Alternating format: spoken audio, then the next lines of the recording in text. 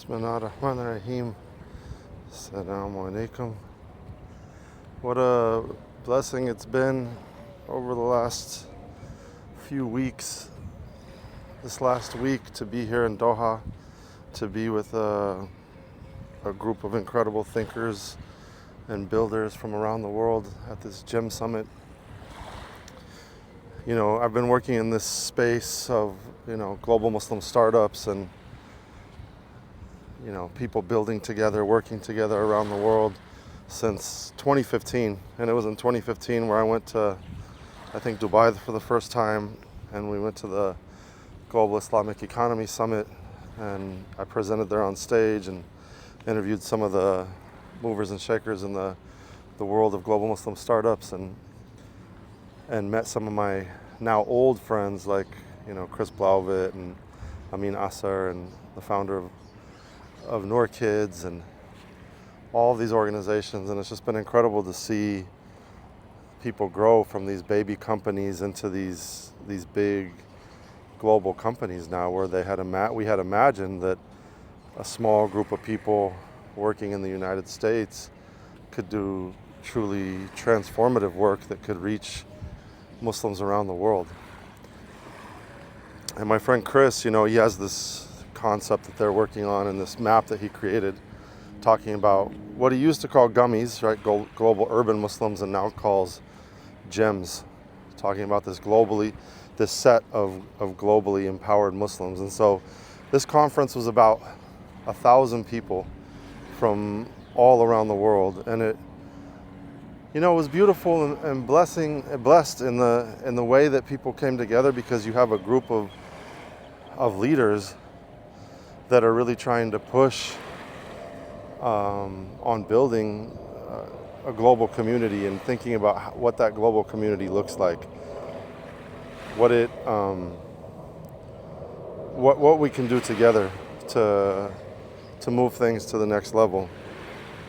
And so, I met people from all over the world, and I reconnected with friends who I hadn't seen in a long time. And there are cultural producers and filmmakers and institution builders and nonprofit leaders and people from Islamic finance and people from social movements and people, from the flotilla and people from here in Doha, people from academia. And, one of the brothers here that I met, who's a Qatari brother, he told me, when they were bombed a few months ago by, when Iran bombed Qatar as a response to Israel, right? And they weren't bombing Qatar, they were bombing the American military base here, the largest military base in the Middle East. He said that a group of 56 nations from the OIC, Organization of Islamic Countries, signed this statement condemning the attack, and that's it, that nothing else happened. And so he said, this group, these types of groups, this is our hope. And I think that's why within our work that we're doing around 99 cities of global Muslim impact, looking at the places where Muslims are creating impact around the world, that's why we chose Doha as the top city.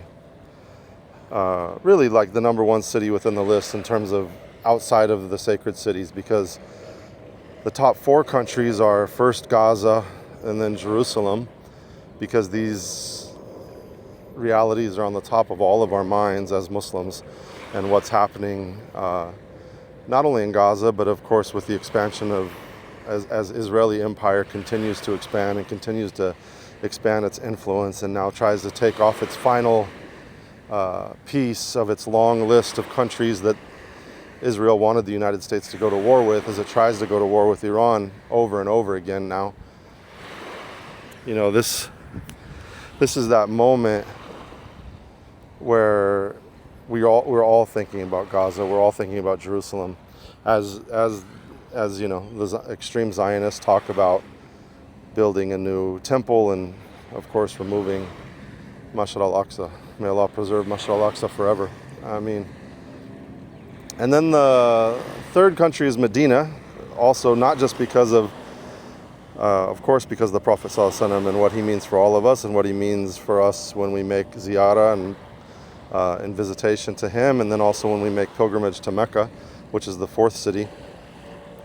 Medina is also on there because there are a global group of people who've always moved there but are moving there now and have, co-working spaces set up and the ability to set up companies and these things. So obviously a very impactful space. And then so number 5 then is Doha. But if you think about it, the first 4 are what I would consider sacred cities and cities at the top of every Muslim's mind always throughout Islamic history. Then that would make, in terms of like what it's doing, Doha number 1.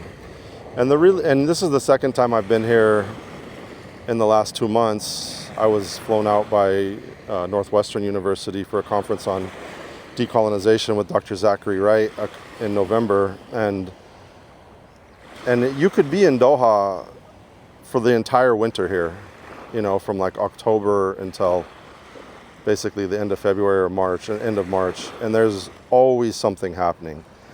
There's always, and a lot of it is bringing global culture, global sport, and bringing Muslims into those places, right? And then let alone making investments. And I think what's incredible about this GEM Summit compared to what GIES was that Dubai was hosting many years ago was that conference was very much a government conference.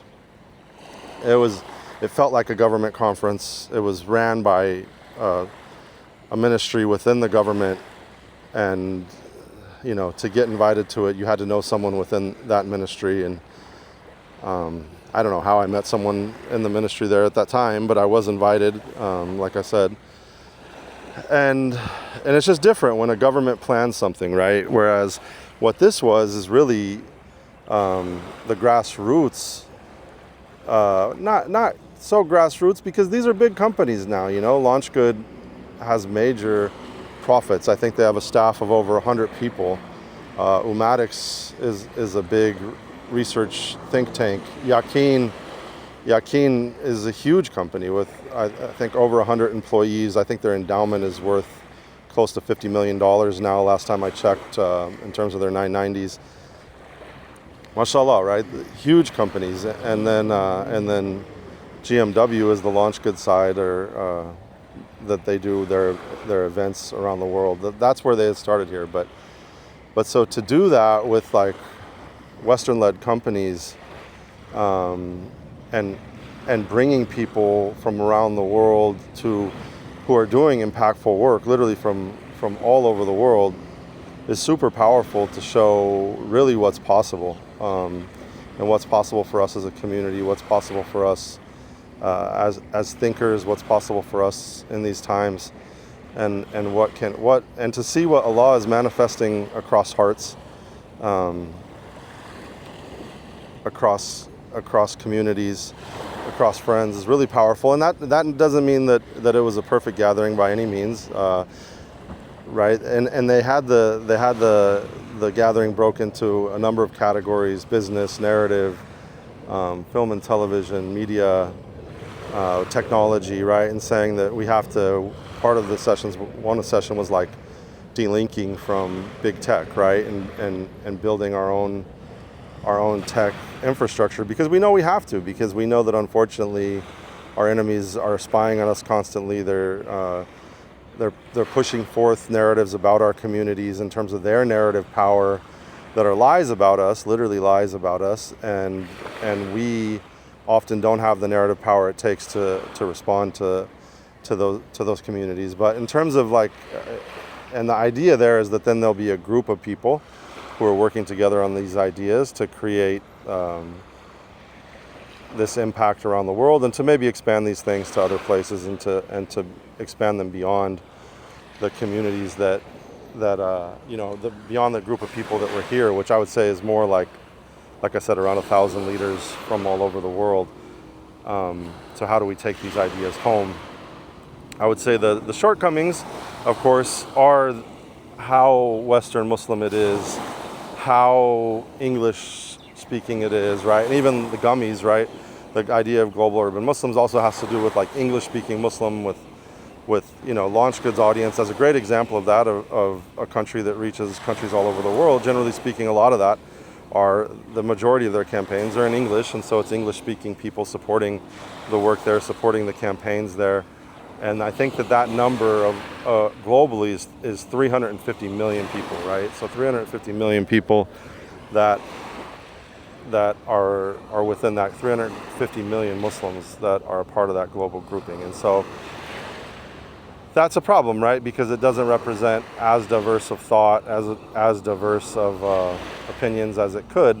And it also has great gaps. Like within our research, on this global cities report, you see that as we look at the population data going into 2100, Africa is 100% the center of global Muslim life. And so, that greatly underrepresented African American underrepresentation, some Latino Muslims also underrepresented, right? And so those things, you have to create opportunities where those gaps lie and think intentionally about diversity in terms of who needs to be in a room. So, but I'm very, every time I come to Doha, I'm very hopeful. There's a lot of people moving here. We're trying to work here. We're trying to build here. I think that there's so many opportunities in what this place is, the way that they're supporting work, even what's happening in Education City here to me is so incredible and powerful, because with Education City, you probably have this multi-billion-dollar campus with 12 universities from all over the world, the National Library there, all of these things. Hey, what's up? How you doing? Assalamu alaikum. Salam. Come salam. Hi, Yeah? MashaAllah, we had a friend come and visit. Just seeing what Education City is doing, right? And the way the thought leadership that's coming out of there, the people that are, while they're tied to Western institutions, they're also thought leaders within the region and amongst the Muslim populations around the world. And so you have people who are working very freely there. So, right, so the example of Northwestern that I know best, you walk into Northwestern Qatar and it says right on the walls that this is about media. The entire school with thousands of students, probably a $500-600 million building, is built to focus on media and culture of the global South. And you have faculty from all over the world who are doing these things and working on issues of decolonization, like my dear friend Dr. Zachary Wright there, who runs one of the African Studies departments on that campus. And so I think the opportunities are huge here. The opportunities for us to build globally are huge. But then, of course, the most critical part of it, as it relates to aspects of decolonization, as an example, right, is really questions of what we're replicating. And there was a speaker on the last night of the conference that was talking about this, Qatari scholar, and he was saying that although we are Muslim, we don't truly understand how westernized we are, right? And so that reminds me, of course, of my work around epistemology, and more, prominently, Sayyid Naqib al-Attas talking about how we have to work through the worldview of Islam and understand the future of the world and our existence through the worldview of Islam, understanding that we're really living our lives through the worldview of the West and through what I would call the algorithm of the nafs, where the West is programming us in forms of neocolonization through big tech and through media and culture that are impacting in every way our identity, our children in huge ways, because they're not going to understand. They're just going to understand the world that they live in and that their friends are living in. They're not going to understand the layers of colonization that go into this thing to try to force them into identity buckets that are different than what we are, who and what we are as Muslims, and against our entire reality. And so So the thinking about that, right? Thinking about even the way that these conferences are structured right now. The next conference here in Doha now is Web Summit, that will have 30,000 plus people at it. Global technology companies from all over the world, and one of the largest technology companies in the conferences in the Middle East annually. And Web Summit happens in Europe and Canada and all over the world. But then, and after that is Art Basel, right? From Miami for the first time here in Doha, where they're having Art Basel. And so these things are great, but how much, even like the GEM Summit, are we replicating the structures of global hustle culture, startup culture? My friend Mohammed Faris talking about Baraka culture, and what's the difference with Baraka culture, really.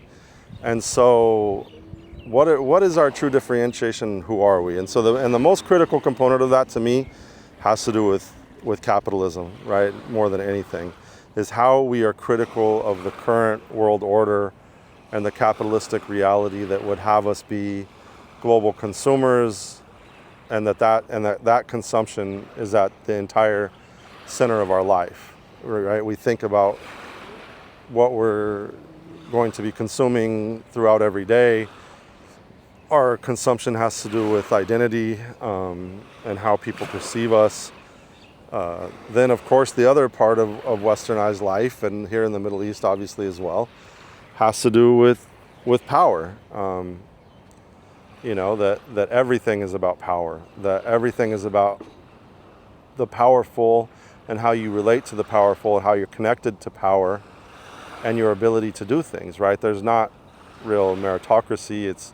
You can get there through a lot of hustle and hard work of trying to connect to people to get you to those places where, and especially fundraising for a nonprofit, fundraising for any institution is like that, where you're trying to figure out how to access, money, how to access deal flow, right? And so that's part of our existence here. But at the same time, the evils of this global system and what it's created is something that we as Muslims have to be very critical of. And then big tech is a part of that, right? Is that, and I say this on this beach that I'm walking on in front of the Four Seasons, right, where I'm not staying, but I came to shoot this video because it's a nice little beach and a place to be quiet and reflect outside of the city for a minute, because this city is very busy and not a lot of quiet places too, right? And so what does it look like to be critical of global capitalism, of big tech, and of these power structures, these coloniality realities that we face within our lives, the remnants of colonization and neocolonialism that make up every part of our lives? And so what does it take to be free from these things in our hearts, right? What does it take to be decolonized in our hearts and actually have access to Allah? And I think that what's the tech look like for that? We're very interested in working on something around dhikr.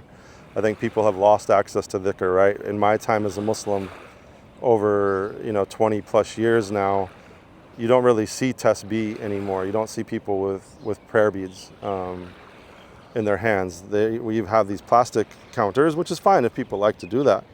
But there's something about the prayer beads and running the prayer beads across our finger, and how that connects to our heart, and how we engrave Allah's names and Allah's divine realities within our heart. But it also has to do with the systems that we create moving forward, right? And so a lot of our city's infrastructure really is about saying that the cities are places that we can work through, that the nation states, generally speaking, are disasters. And the cities are where power moves, right? As Zoran Mamdani, obviously a perfect example of that. And New York is the outlier because of the organizing infrastructure that's in place there, and super unique. But it could be replicated, but it's going to take the 20, 30 years, 50 years, 100 years of organizing that goes into a city like New York being what it is. And it also takes like the unique urban landscape that it is as well, because that's not easy to make in a very suburban place like Los Angeles, as an example, where things are very cut up into these different locales and suburban realities, and where people are more spread out from each other, don't live with each other, don't live on top of each other. So So that's my reflections from here, from Doha so far. Inshallah, we still have a few days left, and then I'm going to go, inshallah, on Umrah, and work on my own heart and reflect on what the future holds for me and myself and our company and for my family, and as we move forward in these insane times. May Allah bless you all. Assalamu alaikum.